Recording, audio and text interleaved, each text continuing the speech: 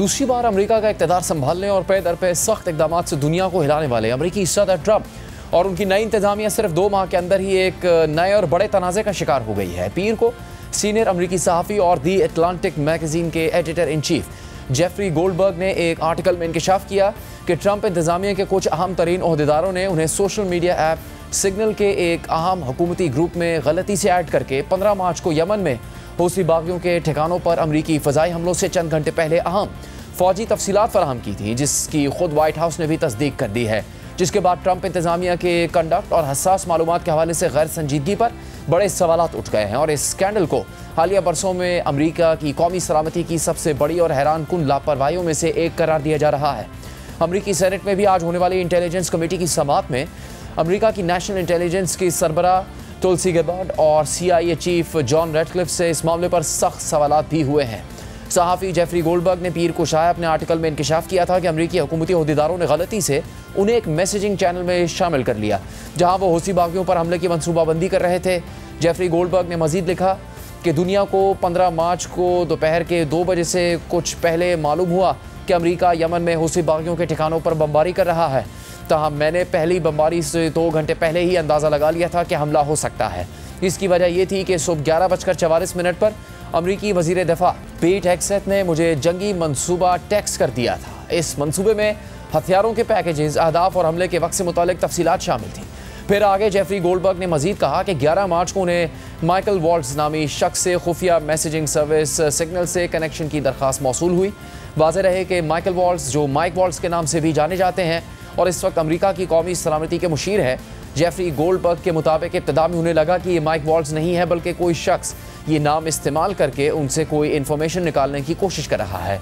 लेकिन वो क्योंकि माइक वॉल्ट्स से पहले भी मिल चुके थे तो ये उनके लिए ज़्यादा हैरानकुन नहीं था कि वो उनसे रब्ता कर रहे थे। ताहम फिर भी उन्होंने इसे कदरे गैर मामूली ज़रूर समझा, ख़ास तौर पर इस तनाजुर में कि ट्रंप इंतज़ामिया के सहाफ़ियों के साथ ताल्लुकात कशीदा रहे हैं और ख़ुद ट्रंप वक्तन फ़वक्तन उन पर तनकीद करते रहे हैं। लेकिन फिर उन्होंने इस उम्मीद पर यह दरख्वास्त कबूल कर ली कि शायद ये अमरीका के कौमी सलामती के मुशीर माइक वॉल्ट्स ही हैं। 13 मार्च को उन्हें एक नोटिफिकेशन मौसूल हुआ कि उन्हें एक सिग्नल ग्रुप चैट में शामिल कर लिया गया है जिसका नाम OCPC स्मॉल ग्रुप था। जेफरी गोल्डबर्ग ने अमरीकी हुकूमत के बारे में रिपोर्टिंग करने के अपने तजर्बे की बुनियाद पर यह समझा कि यहाँ PC का मतलब प्रिंसिपल कमेटी है, जो कि अमरीकी काबीना के आला ओहदेदारों पर मुश्तमिल एक कमेटी होती है और आमतौर पर सिक्योरिटी के मसाइल से वाबस्ता होती है। जेफरी गोल्डबर्ग के मुताबिक ग्रुप चैट में कुल 18 अरकान थे, जिनमें से एक की शनाख्त MAR के तौर पर की गई, जो मुमकिन तौर पर अमरीकी वज़ीर ख़ारजा मार्को रूबियो थे, जबकि एक रुकन की शनाख्त नायब अमरीकी सदर JD वेंस के तौर पर की गई। एक सारिफ का नाम पीट हेग्सेथ था, जो गालिबन अमरीकी वज़ीर दिफा से मंसूब था। इसके अलावा director national intelligence Tulsi Gabbard, CIA chief John Ratcliffe समेत ट्रंप के chief of staff Susie Wiles और दीगर अहम ओहदेदारों के नामों से मंसूब अकाउंट्स शामिल थे। इसके बाद जेफरी गोल्डबर्ग ने लिखा कि 13 मार्च के बाद से ग्रुप में बातचीत का आगाज़ हो गया, जिसमें यमन में हूसी बागियों के ठिकानों पर हमलों में नायब सदर JD वेंस, मुशीर कौमी सलामती माइक वॉल्ट्स और वज़ीर दिफा पीट हेग्सेथ समेत बाकी अहम अफराद से मंसूब अकाउंट्स की जानिब से तजावीज़ और मैसेजेस आने लगे। 15 मार्च को वज़ीर दिफा पीट हेग्सेथ ने टीम अपडेट के नाम से एक पैगाम जारी किया, जिसकी मुकम्मल तफसीलात बताए बगैर जेफरी गोल्डबर्ग ने दावा किया कि इसमें हमले से मुतालिक अहम ऑपरेशनल तफसीलात समेत हमलों के अहम अहदाफ और हमलों का वक्त शामिल था। और इन पैगामात में से एक में पीट हेग्सेथ नामी अकाउंट ने कहा कि ये हमले अब से ठीक 2 घंटे बाद यमन में होंगे। जेफरी गोल्डबर्ग ने मजीद कहा कि इसीलिए इन पैगामात की हकीकत जानने के लिए उन्होंने एक सुपरमार्केट की पार्किंग में इंतज़ार किया और ठीक 2 घंटे बाद X पर यह जानने की कोशिश की कि क्या यमन में हमले हुए हैं या नहीं, और ये सच साबित हो गया। यमन के दारुल हुकूमत सना में हमले हो गए। उसके बाद जेफरी गोल्डबर्ग ने लिखा कि मामले की हसासियत जानने पर उन्होंने फ़ौरन ही ग्रुप चैट छोड़ दिया, लेकिन तवक्कुआत के बरक्स उनके निकलने को भी किसी ने नोटिस नहीं किया। फिर उन्होंने ग्रुप चैट से निकलने के बाद पीर को माइक वॉल्ट्स को सिग्नल पर एक पैगाम भेजा और कई अमरीकी ओहदेदारों को ईमेल करके ये सवाल किया कि क्या ये ग्रुप वाकई हकीकी था, क्या इन हुकाम को मालूम था कि गोल्डबर्ग को इसमें शामिल किया गया है, और क्या ट्रंप इंतजामिया के सीनियर हुकाम हसास गुफ्तगू के लिए बाकायदगी से सिग्नल का इस्तेमाल करते हैं। क्या हुकाम समझते हैं कि इस तरह के चैनल का इस्तेमाल अमरीकी एहलकारों के लिए ख़तरा पैदा कर सकता है।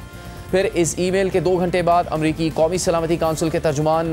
ब्रायन ह्यूज़ ने इस ग्रुप के असली होने की तस्दीक कर दी और कहा कि वो इस बात की तहकीकात कर रहे हैं कि कैसे गैर मुतल्लका नंबर इस ग्रुप में शामिल हुआ और इसके अलावा जेफरी गोल्डबर्ग ने अपनी तहरीर में कई कौमी सलामती के वकला का हवाला देते हुए लिखा है कि माइक वॉल्स मुमकिन तौर पर एस्पेनॉज एक्ट की खिलाफ वर्जी के मुर्तकब हुए हैं। ऑपोजिशन जमात डेमोक्रेट्स ने मामले की तहकीकात का मुतालबा किया है, जबकि ट्रंप इंतजामिया मामले को दबाने की कोशिश कर रही है और मुसलसल ये दावा कर रही है कि ग्रुप में किसी किस्म के जंगी मंसूबों की तफसीलात नहीं भेजी गई थी, बल्कि वो सहाफ़ी जेफरी गोल्डबर्ग को झूठा करार देकर तनकीद का निशाना बना रहे हैं। ये मामला सामने आने के बाद अमरीकी वज़ीर दिफा पीट हेगसेथ ने अहम फ़ौजी तफसीलात भेजने से इनकार करते हुए उल्टा सहाफ़ी जेफरी गोल्डबर्ग को जाली खबरों के जरिए सनसनी फैलाने वाला सहाफ़ी करार दे दिया था। इसी तरह का बयान आज व्हाइट हाउस की तर्जुमान कैरोलिन लेविट ने एक्स पर दिया। सदर ट्रंप ने भी ये मामला सामने आने पर शुरू में जेफरी गोल्डबर्ग और उनके इदारे पर सख्त तनकीद की थी, जबकि अब से कुछ देर पहले NBC न्यूज़ को दिए गए एक इंटरव्यू में ट्रंप ने अपने मुशीर कौमी सलामती माइक वॉल्स की गलती का एतराफ़ करते हुए कहा है कि उन्हें अब भी कौमी सलामती के मुशीर माइक वॉल्स पर एतमाद है। माइक वॉल्स अच्छा इंसान है और उन्होंने इससे सबक सीखा है, जबकि ट्रंप ने इस दौरान दावा किया कि जेफरी गोल्डबर्ग को सिग्नल ग्रुप चैट में शामिल करने वाला एक स्टाफ मेंबर था।